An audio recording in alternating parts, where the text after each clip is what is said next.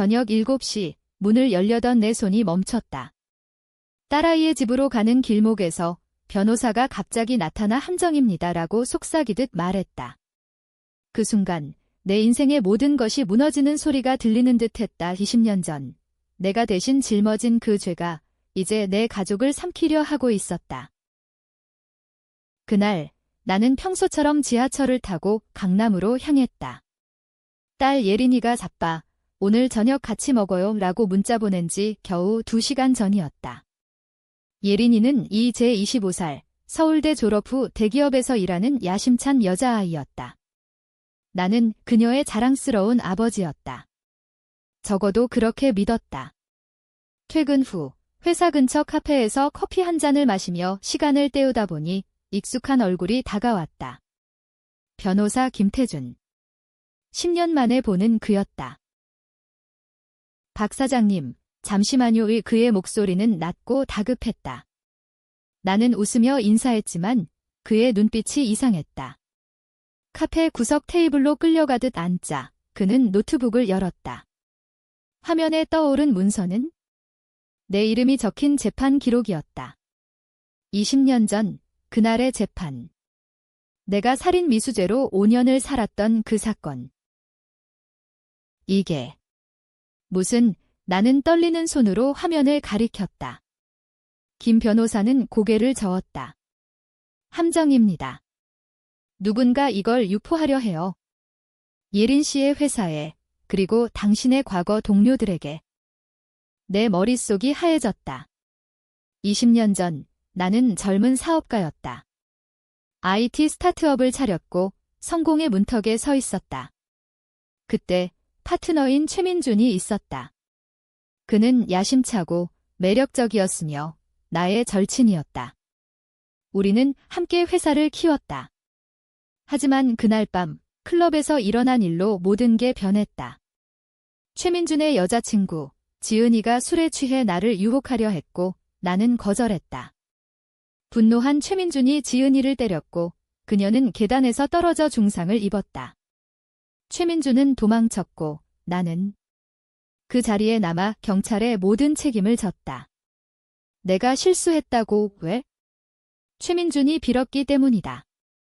형, 나 없으면 회사 망해. 가족도 그의 눈물 어린 간청에 나는 고개를 끄덕였다. 5년 형을 받고 나왔을 때 최민준은 회사를 키워 억만장자가 되어 있었다. 나는 그냥 평범한 셀러리맨이 됐다. 이 문서가 누가 나는 물었다. 김 변호사는 한숨을 쉬었다. 최민준 씨입니다.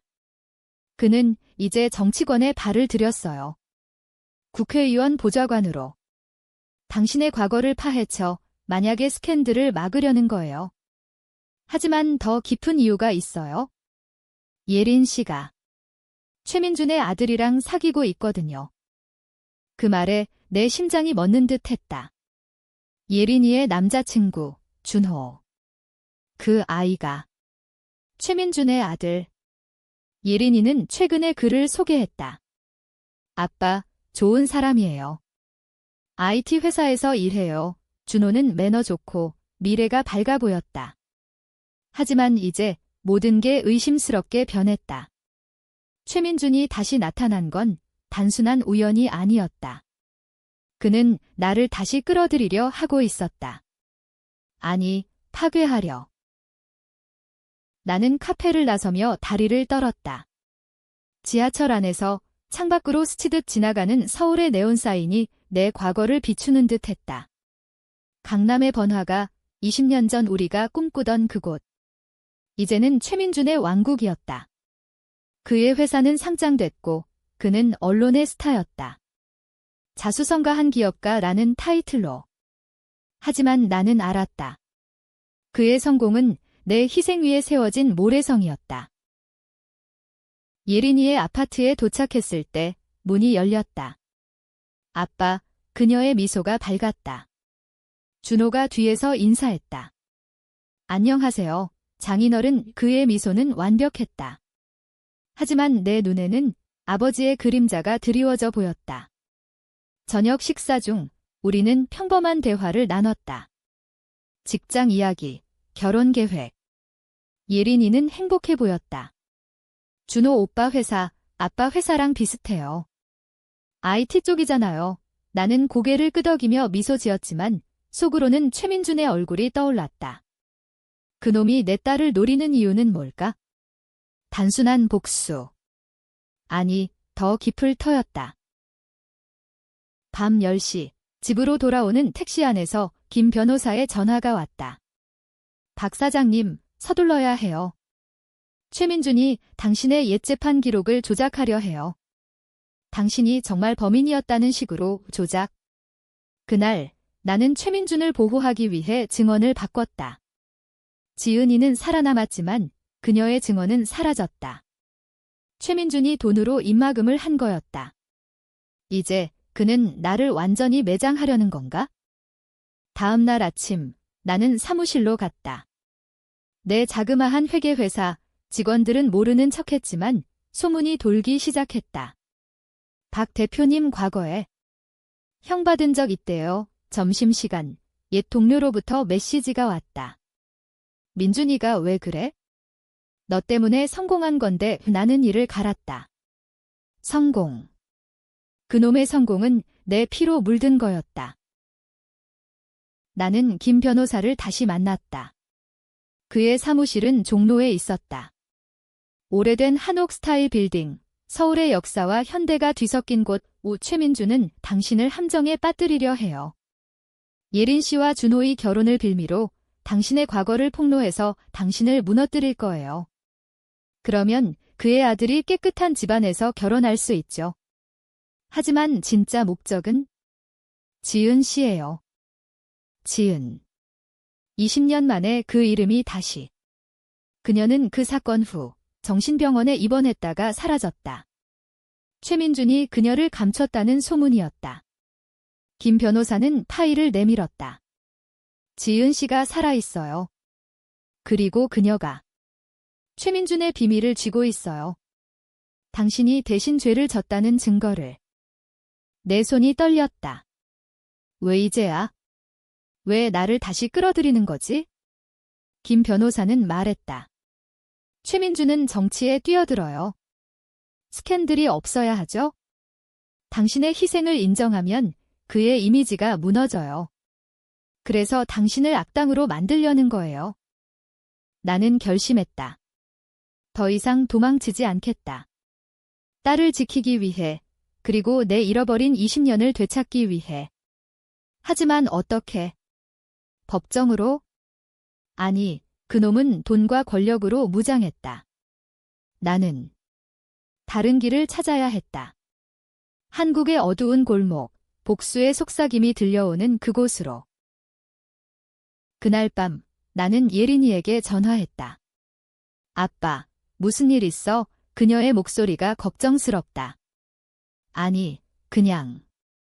준호에 대해 물어볼 게 있어서 나는 조심스럽게 물었다. 준호의 가족, 아버지. 예린이는 웃었다. 아빠 걱정 마. 오빠 아빠는 유명한 사업가야. 좋은 사람이래, 좋은 사람. 웃기지도 않았다.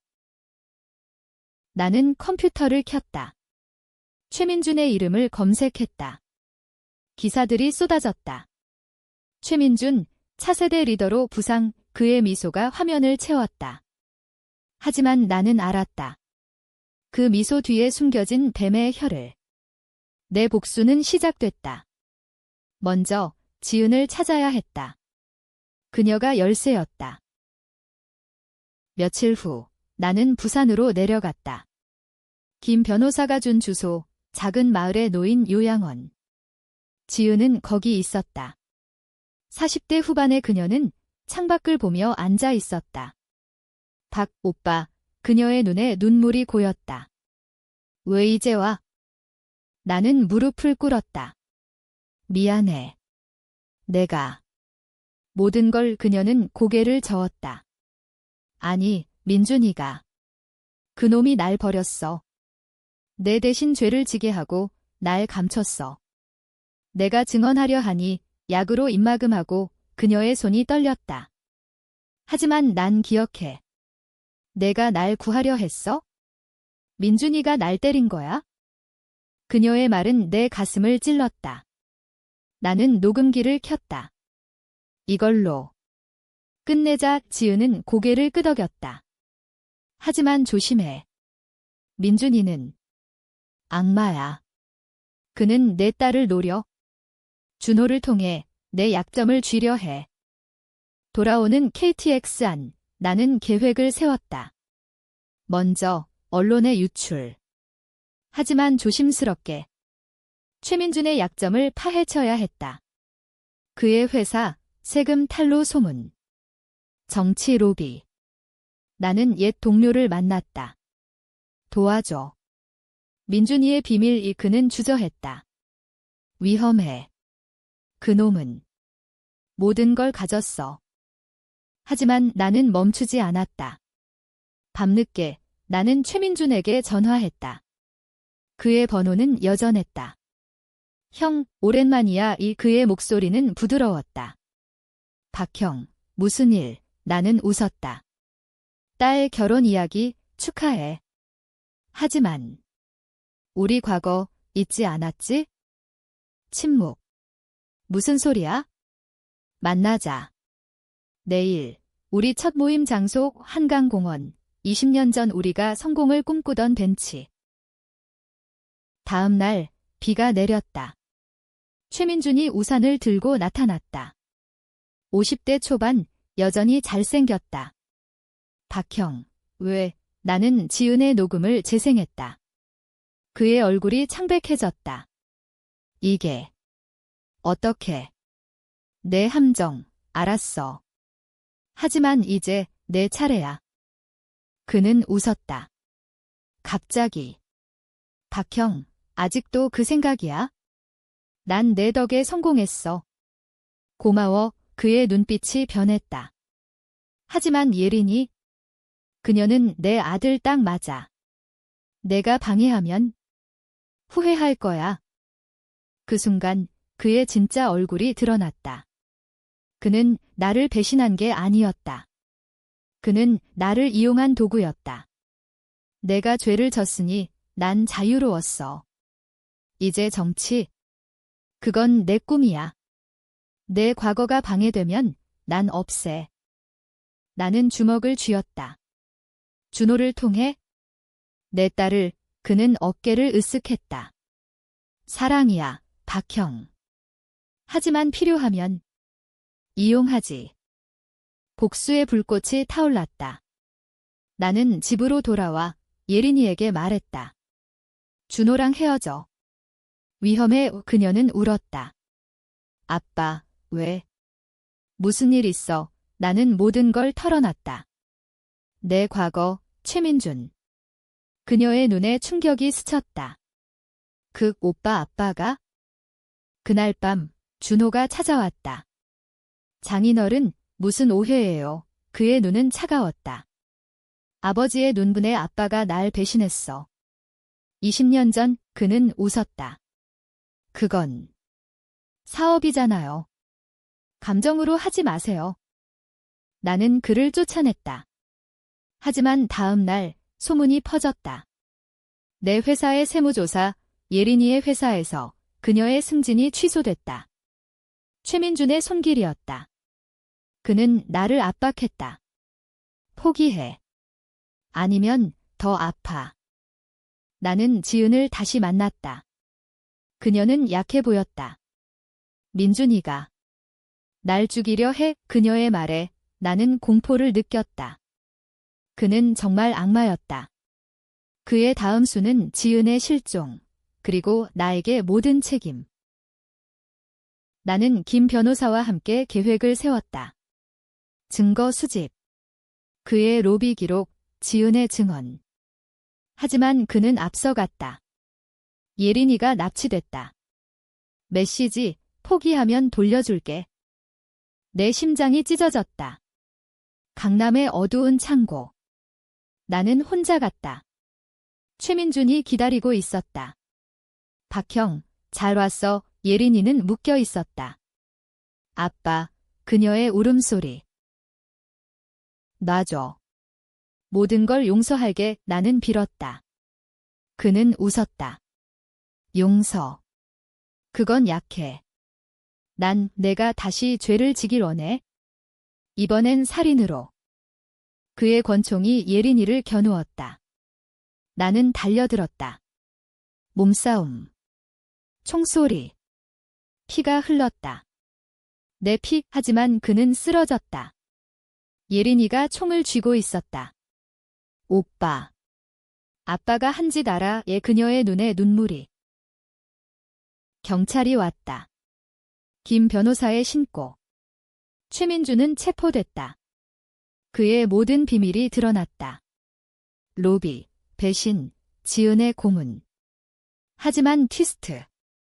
준호가 모든 걸 알면서도 아버지를 따랐다. 사랑이니까 그는 증언에서 아버지를 변호했다. 재판. 나는 증인으로 섰다. 내가 대신 졌다. 청중이 웅성거렸다. 최민주는 박이 미쳤다고, 예린이는 준호를 용서했다. 아빠, 난 오빠를 믿어. 나는 무너졌다. 복수는 이뤘지만 딸은 떠났다. 최민주는 10년형 타지만 그의 미소는 여전했다. 박형, 다음에 보자. 나는 홀로 남았다. 서울에 비가 내리는 밤, 복수의 대가는 너무 컸다. 누가 옳았을까? 나. 최민준. 아니면 사랑의 눈먼 예린이?